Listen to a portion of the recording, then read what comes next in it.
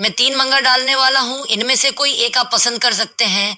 हम उसे ही आगे जारी रखेंगे। अगर आप न्यू सब्सक्राइबर हो तो हम इसे पूरा करने के बाद आपकी पसंद की शुरुआत कर सकते हैं, वरना न्यू शुरू करेंगे। हाँ, कोई फर्क नहीं पड़ता। लेकिन अब जब वह इस विनाश को देख रहा था, उसकी आंखों से आंसू निकल पड़े। ये सही नहीं है, ये जैसे भी हो सही नहीं है, वह बुदबुदाया।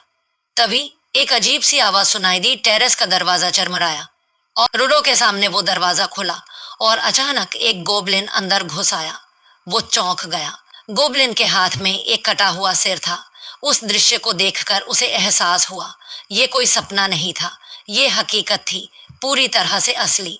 गोबलिन ने झपट्टा मारा, लेकिन रुडो रेलिंग से नीचे छत पर गिर गया।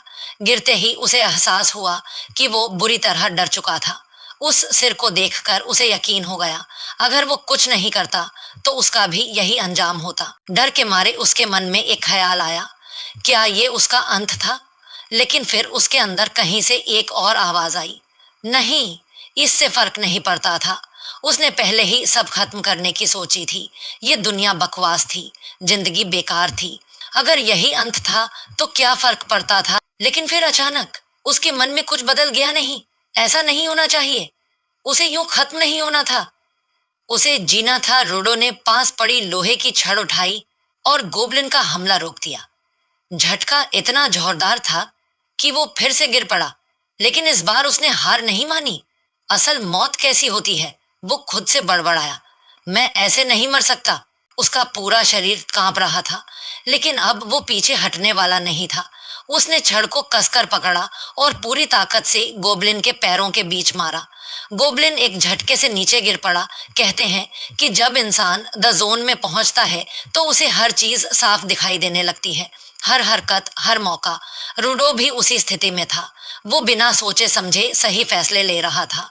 गोबलिन के गिरते ही उसने अपनी पूरी ताकत से लोहे की छड़ उठाई और उस पर वार कर दिया। एक, दो, तीन, फिर अचानक सब शांत हो गया। रूडो ने सांसें भरी। उसकी नजर गोबलिन के निर्जीव शरीर पर पड़ी। उसे समझ नहीं आ रहा था कि उसने क्या कर दिया। उसका पूरा शरीर कांप रहा था। अचानक उसके अंदर कुछ उथल पुथल मच गई और वो उल्टी करने लगा। फिर जैसे ही उसने खुद को संभाला, वो जोर से चीख पड़ा, मैं जीना चाहता हूँ। अब तक जो जिंदगी उसने जी थी वो जैसे कोई सपना था। असली दुनिया तो यही थी, जहाँ उसे अपने लिए लड़ना था, जहाँ उसे साबित करना था कि वो जी सकता है। उसी वक्त किसी ने धीरे से कहा, तुम ठीक हो?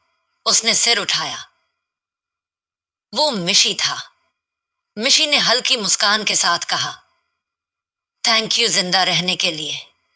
रूडो को पहली बार महसूस हुआ वो सच में जिंदा था। उठकर खड़ा हुआ और घूमकर देखने लगा।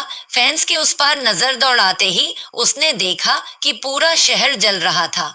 इधर उधर देखने पर कुछ छात्र हताश बैठे थे, उनमें वही गुंडे जिन्होंने उसे मारा था।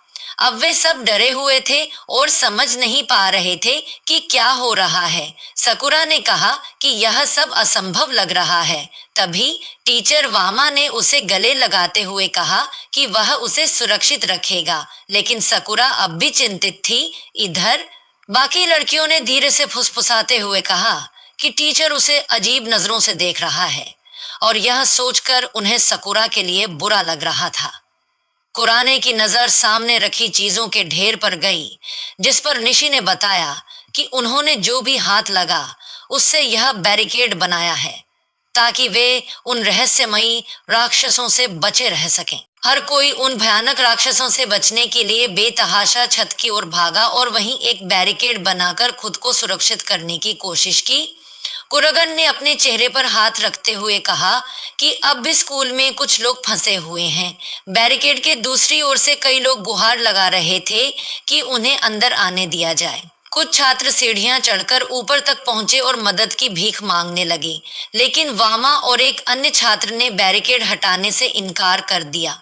फिर जब आर्चर वहां पहुंचा तो दूसरी ओर से बस चीखों की आवाजें आ रही थीं। निशी ने कहा कि उसे सच में बहुत अफसोस और अपराध बोध हो रहा था कि उसने बैरिकेड नहीं खोला, लेकिन उसे लगता था कि अगर वह खोलता तो वे सब बच नहीं पाते। रूडो ने उसे दिलासा दिया कि यह उसकी गलती नहीं थी। कोई भी ऐसा अंत नहीं चाहता था, लेकिन हर कोई अपनी जान बचाने की पूरी कोशिश कर रहा था। तभी आर्चर ने देखा कि जमीन पर पड़े एक राक्षस की लाश थी।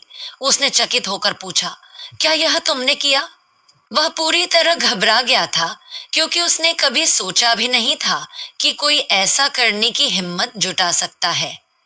उसने आगे कहा कि काश उसमें भी इतनी हिम्मत होती तो शायद वह उन छात्रों को बचा पाता। इसी बीच अचानक फिर से चीखों की आवाजें गूंजने लगी। टीचर ने सबको शांत कर स्थिति को समझने के लिए कहा, सबसे पहले इन राक्षसों के बारे में जानना जरूरी था। सकुरा ने अपने फोन पर कुछ देखने की कोशिश की, जो पहले तो चालू था लेकिन अब अचानक बंद हो चुका था। एक अन्य छात्र ने भी दिखाया कि उसका फोन भी बंद हो गया था। फिर सबको एहसास हुआ कि किसी का भी फोन चालू नहीं हो रहा था और रूडो का फोन तो पहले से ही टूटा हुआ था। टीचर ने निराश होकर कहा, इस हाल में हम किसी से मदद भी नहीं मांग सकते। तभी कावन सोच में पड़ गया, इसका मतलब क्या हुआ? वह बड़बड़ाया, ये राक्षस फोन से निकले हैं तो जरूर किसी तरह सब कुछ जुड़ा हुआ होगा, लेकिन मेरे फोन से तो कोई राक्षस नहीं निकला। क्या यह इसलिए कि मेरा फोन पहले ही टूट चुका था? इस पर वामा ने कहा, हम इस तरह कुछ नहीं सोच सकते। बेहतर होगा कि हम यहीं रुकें और स्थिति को संभालें। पुलिस या रक्षा बल जल्द ही आकर हमारी मदद करेंगे। फिर उसने सभी से पूछा, क्या सभी को यह समझ में आ गया? रूडो ने एक पल सोचा और फिर सवाल किया, क्या सच में बस इंतजार करना ही हमारे पास एकमात्र रास्ता है? रिकुडो ने सवाल किया कि क्या वे सच में ऐसा कर सकते हैं। उसकी बात सुनकर टीचर थोड़ा चौंक गए। रिकुडो ने समझाया कि चूंकि ये राक्षस मोबाइल फोन से निकले हैं तो बहुत मुमकिन है कि वे सिर्फ स्कूल में ही नहीं बल्कि पूरे शहर में फैले हों। आज के जमाने में, खास तौर पर जापान में, फोन हर किसी के पास होता है, तो संभव है कि पूरी दुनिया ही इस संकट में फंसी हो। उसने कहा कि ऐसे हालात में पुलिस या विशेष बल शायद कुछ करने की स्थिति में ना हो। ये सुनते ही छात्रों में घबराहट फैल गई। निशी ने पूछा कि क्या उन्हें यहाँ से कोई सुरक्षित जगह ढूंढनी चाहिए, तो रिकुडो ने जवाब दिया कि अगर वे मरना नहीं चाहते तो यही करना होगा।